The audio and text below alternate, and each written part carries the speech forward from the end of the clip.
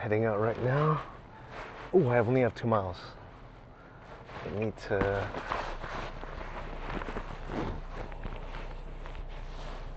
need to go and refill gas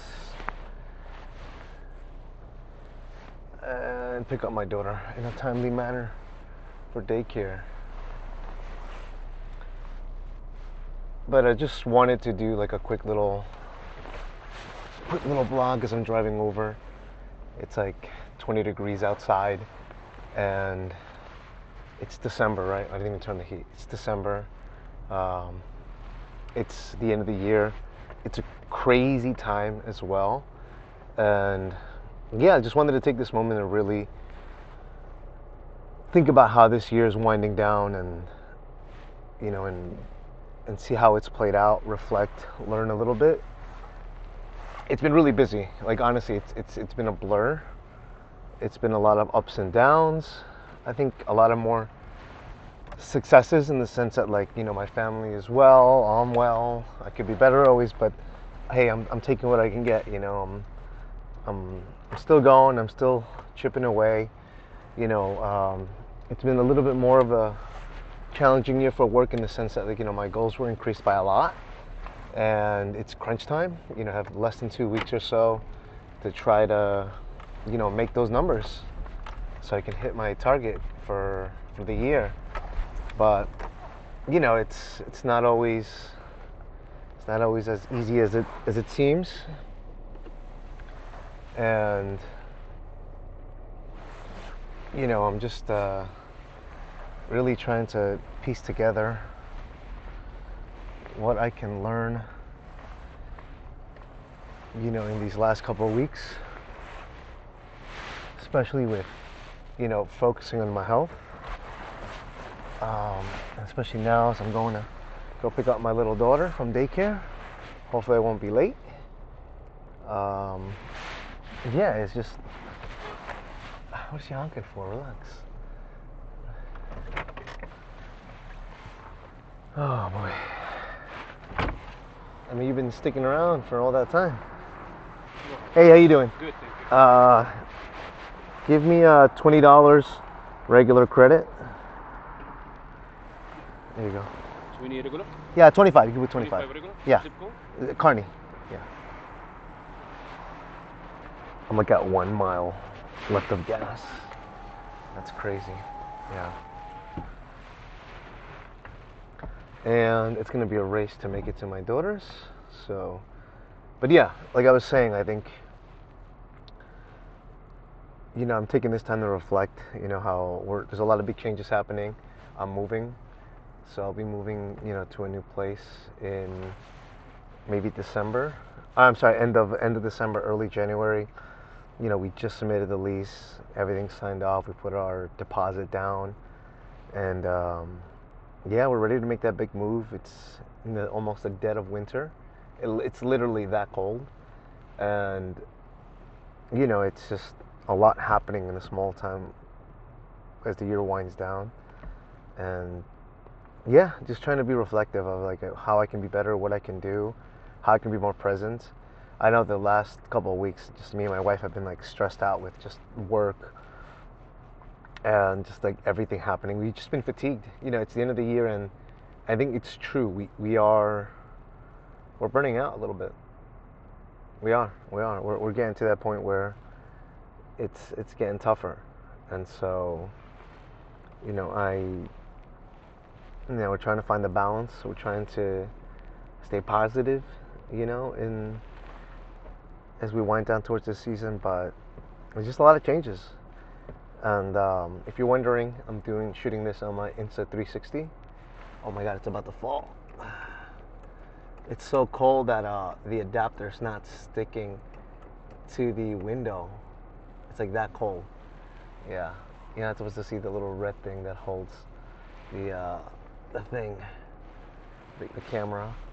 But thank God I'm not using a real one, like a real heavy camera, because otherwise I would have gone. But yeah, it's just another crazy end of the year. I have to map out real quick how long it's going to take me to get to my daughter.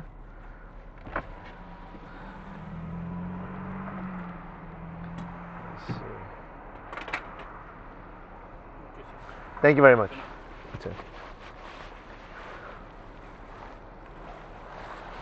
It's a holiday season, so we've all been spending a good bunch. Okay, gas is good. That's not to mention that I also have like a massive repair coming up for my car. I do have to get like something. They have to open up my engine, and I have to get something replaced inside, and it's a little tricky project, I've been told, because sometimes the timing chain has to be affected, and so the guy that I'm gonna see to fix it, he's pretty well known around town. He's been recommended and referred, so that's gonna be like around $1,000 just to fix this, and then I still have to get my paint job that some random guy keyed my car basically as I was getting food. I caught him. I was just looking outside the storefront through the windows, and I just saw this older gentleman like make a little bit of an angry face or a frustrated face, because I guess I had parked a little too close to him, but he did have a lot of space in the front, and I was behind the a driveway, so he had plenty of space. He just could have moved forward, and he would have been fine. Actually, he didn't even have to move forward. He just could have pulled out straight because he had that much space in the front. I wasn't going to be a jerk and like close him in. Was I a little close to the back bumper? Yes, but I was still clearing it. But he seemed upset about it, and I saw him walk past his car on the passenger side, and then all of a sudden, I saw him like put his hands in his pocket, and then as he got onto the street towards my driver's side of the back of the car, started leaned his shoulder, and kind of dragged his shoulder against my car. And that's when I immediately knew. I was like, oh no, he didn't. And I ran out, and I basically like screamed at him. I was like, hey, what are you doing? You just scratched my car. And he completely was in full denial. The guy must have been like in his early 70s. He was just in full denial. His wife had no idea what happened. And he was like, oh, you're just I was already there. And I know it wasn't there, because I usually check every day when I go to my car. I do one little loop. Now, listen, my car's not fancy or anything, but I definitely make sure I know if there's a scratch or not. And that wasn't there this morning. I even texted my wife, hey, did you scratch the car? Was this here? Because did I miss it by some chance? And she said no. I sent her pictures. And the guy wanted to leave. And so I was like, no, buddy. Like, if you're going to leave, I'm calling the police. And so I ended up calling the police. They arrived within 5 minutes. He ended up staying. And the whole time, he was denying it. He was denying that he had scratched my car, that he didn't do anything, that there was other scratches on my car, and therefore, I didn't account for this one. But I knew. And so, the police come in. They're like, well, we have a security camera in front of the business where like it looks like it's aimed at the car. And so, they go to the restaurant owner, and they pull the cameras, and they're able to see it, and pretty much it's like damning evidence. He's caught red-handed. They see him lean in. Even the cop was like, come on, man, why are you doing this? You're an older guy. What are you doing this for? And so, yeah. So, but the whole time, he doesn't like confess or owe up to like, I did it. He was denying it the whole time. And finally the cops were like, well, one of the younger cops, a young guy, maybe a rookie, didn't know, what the extent of the cost to repair it. He thought it was, you get a little stick, and you just a little stick of paint or something, and you just sand it down. It's like, no way.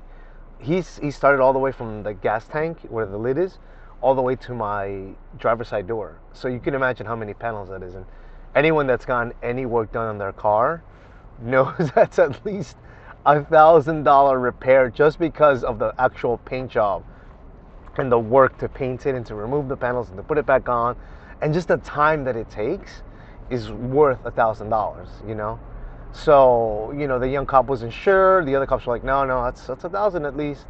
And the reason they were asking was because I guess it would maybe increase his crime or whatever the case is.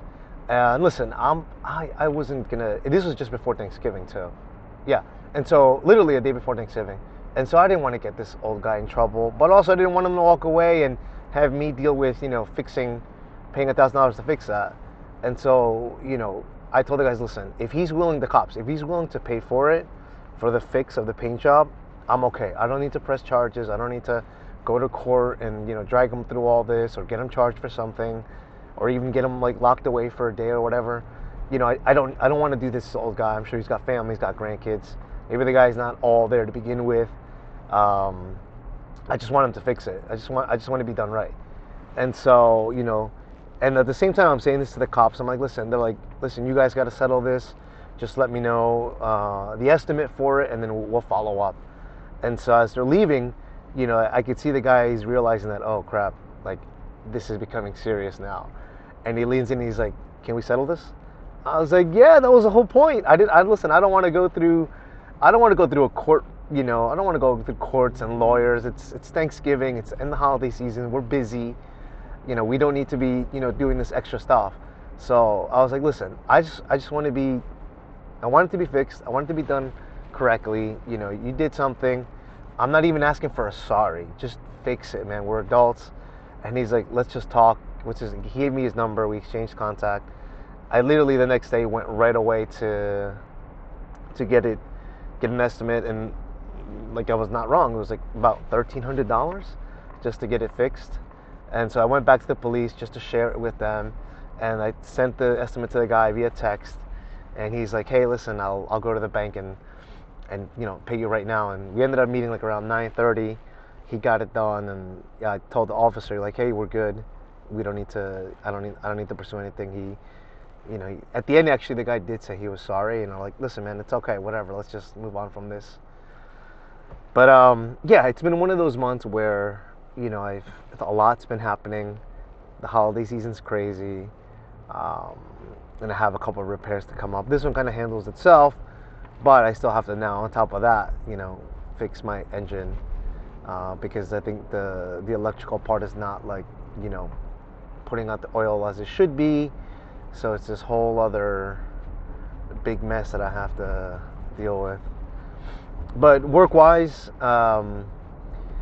you know, it's, oh my God, this lady's crossing the street not looking. A young lady, maybe, I don't know. You know, it's been busy. It's hectic. You know, I've had some last-minute wins. It's a push to the end. So we're seeing what we can do, and you know, I feel like as long as I give it my best run, my best effort, I'll be okay. You know, I'm a working class kid. I grew up that way. My parents similarly in that manner. You know, they were always working two jobs on the weekends. And so coasting for me or just sitting on my laurels is something I'm not used to. Or just making it through the year. I still have that existential fear in the back of my mind that, you know, I'm going to get fired. I'm going to let go. My daughter's insurance is on this. And all these consequential things that happen. And maybe it's just my own, you know, thing that I have to work through. But at the same time, like, it keeps me sharp. It keeps me on my seat, at the edge of my seat. You know, and pushes me to do even more and continue to work hard, to make my goal, to thrive, to succeed. And so, you know, I use that as motivation. I don't use it to weigh me down. Yes, it does stress me out sometimes, but I try to, you know, use it as like stress, right? To just keep me motivated and push me into where I need to go. And in most instances, it's been a positive thing. But, you know, now it's the end of the year, and, you know, I did get COVID back in October, and that kind of messed me up for a good bit. You know, my heart rate was increased. It's starting to slowly jump down. I've been getting all my end of year checkups. I ended up getting my heart checked as well. Had a stress test. I was getting a little bit of like heart palpitations. It could just be that maybe I'm developing anxiety, or maybe I'm dealing with anxiety. I don't know. Maybe everything is coming all together, and my body's just reacting that way. But my stress test was positive. I mean, like in a good thing. The cardiologist, although didn't want to really explain too much to me, said that, you know, not hearing much is a good thing. So, and then, you know, now I'm getting a sleep apnea test. I just got that machine mailed to me, and I'm going to try to use it tonight so I can get my test results sent over to the doctors as soon as possible, and then they can review it. So yeah, just a lot of test stuff. And, you know, clearly the whole aim here is that I've been trying to get back in shape, lose a couple pounds. I'm healing from my torn ACL. It was back in like June. So it's, you know, July, August, October, November, December, roughly 6 months. And, you know, I luckily didn't get surgery. My my orthopedist advised against it. He said, like, listen, if you just want to run, do normal things, I don't recommend it. And also at my age and my level of activity, and also the fact that I'd be sidelined for that long, I can't be sidelined for 9 months. I'm going PT 3-4 days a week, working. There's no way I'm gonna, keep my job and do all that stuff. Luckily, it'll happen like in the summer. If this had to happen, it happened this summer, which is my slowest months. People are away and stuff, but I managed. I went through PT for a bit, and then my September season now picked up, and I just haven't been able to go back. And it's such a good team. I was making such good progress, and after that, I think after October, like I kind of went back a bit. My legs started getting weaker, a couple imbalances. I locked out a little bit, nothing to like a serious degree, but I felt my legs locking a little bit, meaning that like I was losing that muscle that I was building a little bit around it. So really trying to just be intentional and lose weight, get back to working out if I can squeeze it in my crazy schedule, and yeah, just trying to do those changes. And part of that is they recommended, because I am like, my BMI for my height and weight ratio is like not great, even though I'm stocky. I've always been like a stocky dude. I've never been like size 28 waist. I do carry weight. I'm like 205, and that's not ideal. And the interesting thing is, like, my liver is shot. Like, it's totally affecting my liver. I don't have high blood pressure yet. I don't have diabetes yet. I don't have any of those things yet. That's not to say that next year or my next blood panel, that might not say that. But, I just want to be healthy and be preventative of all these things that are happening. And yeah, so I'm here to pick up my daughter. Just made it on time. And I think that's it, folks. Just kind of stay positive out there. If there's any big like call to action, it's December. You're almost through the year. New Year's happening. Stay positive. And really, it's just telling myself all this as well. But I appreciate you guys, and thank you so much. And this is all shot on the Ace Pro 2 Insta360 cam. And hopefully, we'll I'll be using this a little bit more. Thank you.